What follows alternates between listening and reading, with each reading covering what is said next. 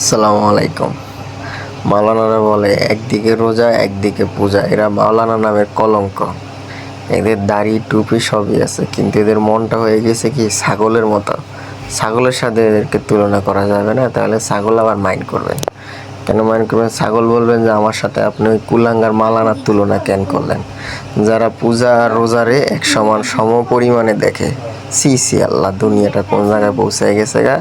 যারা রোজা আর পূজা দুইটাকে এক সমন্বয়ে সমান পরিমাণ দেখে, হ্যাঁ, সমান চোখে দেখে, আল্লাহ রে, এরা মাওলানা না, এরা হচ্ছে মাওলানা নামে একটা কলঙ্ক, অভিশাপ।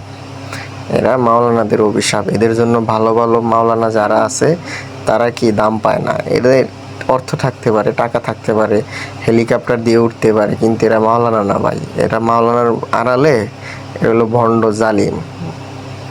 এরা দেখতে এদেরকে মাওলানা মনে হয়, কিন্তু এরা মাওলানার আড়ালে হলো ভণ্ড জালিম। এরা যদি ভণ্ড জালিম না হইতো তাহলে এরা এই ধরনের কথা বলতো না যে একদিকে রোজা একদিকে পূজা। রোজা আর পূজা সমান সমান পরিমাণে এরা দেখতো না। এদেরকে ইহুদিও বলা যাবে না, নাস্তিকও বলা যাবে না। এদেরকে কি বলবো, ভাষা খুঁজে পাইতাছি না। যা বলার বাকিটা আপনারা বলেন।